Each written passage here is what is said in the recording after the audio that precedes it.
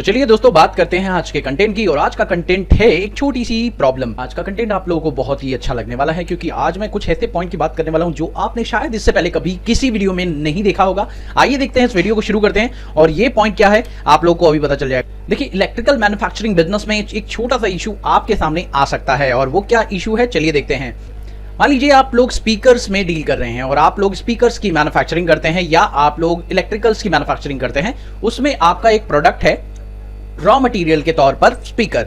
अब आप ये जानते हैं कि अगर आप इलेक्ट्रिकल मैन्युफैक्चरिंग कर रहे हैं और उसके अंदर आप स्पीकर लगा रहे हैं, तो वो आप अलग अलग कामों में यूज कर सकते हैं। सपोज करिए आप 3 टाइप ऑफ बिजनेस करते हैं, आप इसको 3 अलग अलग मैन्युफैक्चरिंग में यूज कर सकते हैं। जैसे कि आप स्पीकर की बात करें तो स्पीकर को आप म्यूजिक सिस्टम में, होम थिएटर में और कंप्यूटर में इस्तेमाल कर सकते हैं। तो मान लीजिए कि मैंने इसे 3 जगह पर इस्तेमाल किया। सपोज करिए म्यूजिक सिस्टम में 3 पीसेस की जरूरत होती है स्पीकर की, और अगर होम थिएटर बात करें तो होम थिएटर में 4 पीसेस की जरूरत पड़ती है, और अगर बात करें कंप्यूटर में तो 2 पीसेस की जरूरत आपको पड़ती है।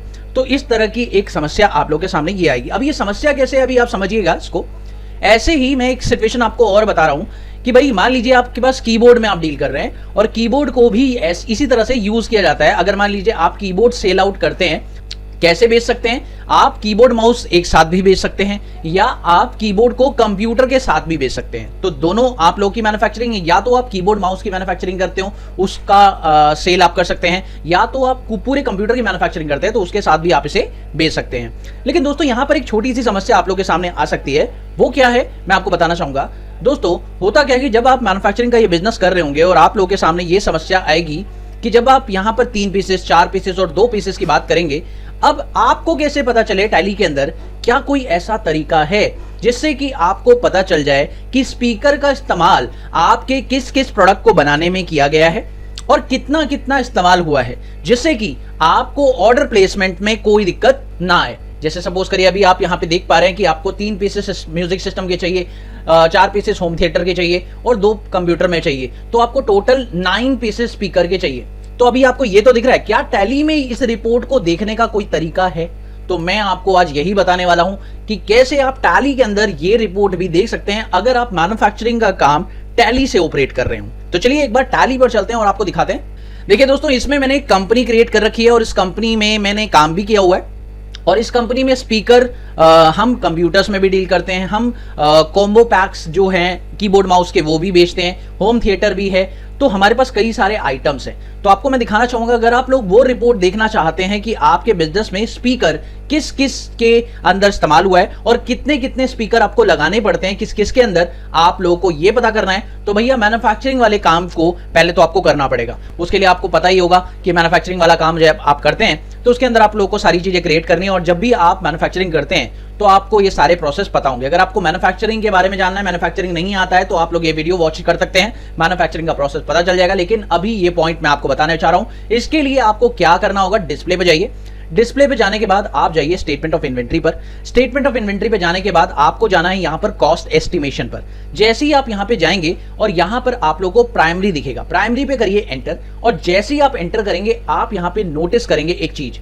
आप देखिए यहां पर अभी आपको इतना डिटेल व्यू नहीं दिखाई दे रहा, लेकिन हाँ आप लोग को ये तो जरूर दिखाई दे रहा है कि आप अभी ये चीज चेक करिए कि आप ये देख रहे हैं हम लोग कॉम्बो पैक में डील कर रहे हैं। तो कॉम्बो पैक में कौन कौन से 2 आइटम्स लग रहे हैं, ये देखिए ये 2 आइटम्स लग रहे हैं, ठीक है। और अगर बात करें कंप्यूटर, तो हम कंप्यूटर में जब डील कर रहे हैं तो कंप्यूटर में कौन कौन से आइटम्स लग रहे हैं, ये आइटम्स लग रहे हैं। और आप देख सकते हैं इनके सारे के सारे यूनिट भी आपको बताए जा रहे हैं कि भाई कितने कितने पीसेज आपके इसके लगेंगे।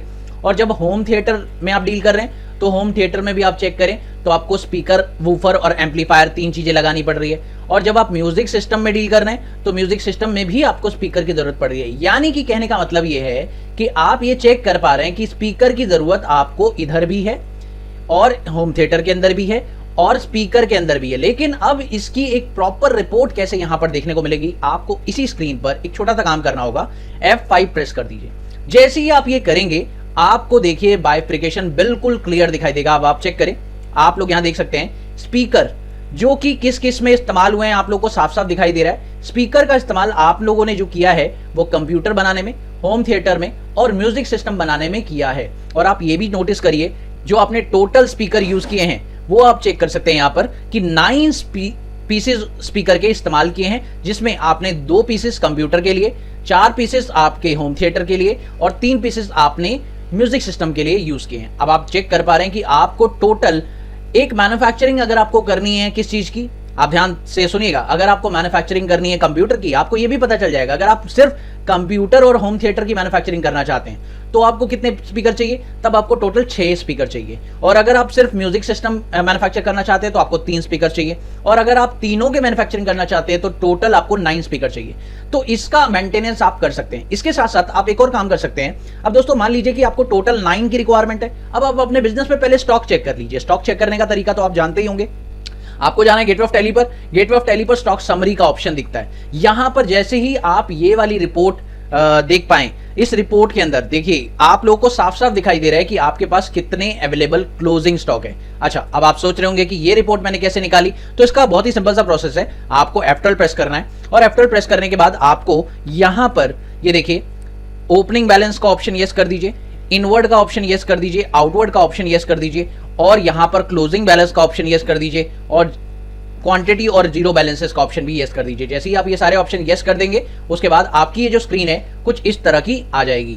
तो यहां पर आपको इस स्क्रीन पर साफ साफ दिखाई दे रहा है अभी आपके पास स्पीकर का जो अवेलेबल स्टॉक है। चेक करिए क्लोजिंग में, देखिए क्लोजिंग में आपके पास स्पीकर का अवेलेबल स्टॉक कितना आ रहा है, आप चेक करिए, ये आ रहा है 1296। अगर आप अनुमान लगाएं तो आपके बिजनेस में देखिए आपके पास अभी अवेलेबल स्टॉक कितना है, 1296। इसका मतलब, कहने का मतलब यह है कि जब आपके 9 पीसेस की हम बात करें तो बिजनेस में 9 पीसेस से आपके 3 आइटम तैयार हो जाते हैं। सीधी सी बात है, 1, 2 और 3, यानी 9 पीसेस लगाएंगे तो 3 आइटम आप तैयार कर पाएंगे। तो कहने का मतलब है 9 पीसेस से आप कितने आइटम बना पा रहे हैं, 3 आइटम, ठीक है ना।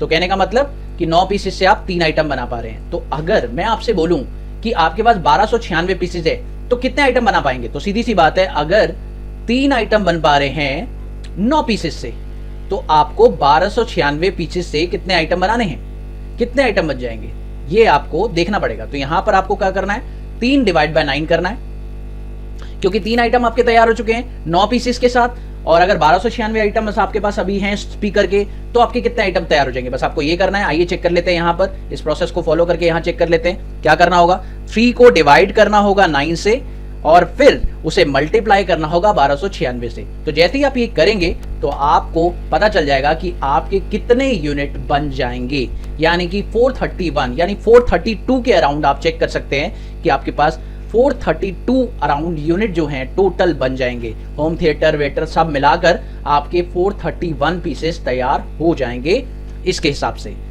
तो अब देखिए, अब 431 पीसेस अगर आपके तैयार हो जाएंगे, 432 पीसेस आपके तैयार हो जाएंगे, तो फिर आप देख सकते हैं कि अभी आपके पास 431 पीसेस का स्टॉक अवेलेबल है। अब आपका स्टॉक अगर कम होता है, सपोज करिए आपके पास 10 रह जाते हैं या 9 रह जाते हैं या 15 रह जाते हैं, तो आप लोग समझ पाएंगे। यानी कि कहने का मतलब यह है कि आप अपनी ऑर्डर का प्लेसमेंट का टाइम डिसाइड कर सकते हैं कि अभी आपके इतने पीसेस तैयार हो जाएंगे, अभी आपके इतने क्वांटिटी तैयार हो जाएंगे। यानी 1296 पीसेस तो आपके पास हैं, लेकिन आप ये जान पाएंगे कि आपके कितने क्वांटिटी तैयार हो जाएगी। तो ये बहुत ही बढ़िया प्रोसीजर है और ऑर्डर का देने का एक बहुत ही बढ़िया प्रोसेस आप लोग को यहां से पता चल जाएगा, जिससे कि आप आराम से किसी भी बिजनेस में ऑर्डर प्लेसमेंट में कोई दिक्कत नहीं आने देंगे। तो मुझे उम्मीद है कि आप लोगों को दोस्तों ये सारी बातें अच्छे से समझ में आ चुकी होंगी। अगर आप लोगों को ये वीडियो समझ में आया और अच्छा लगा हो तो प्लीज इसे शेयर कीजिएगा। मेरे चैनल पर पहली बार आए हैं तो सब्सक्राइब करना ना भूलिएगा। Thank you so much for watching this video. Have a wonderful day दोस्तों। Happy learning. बाय।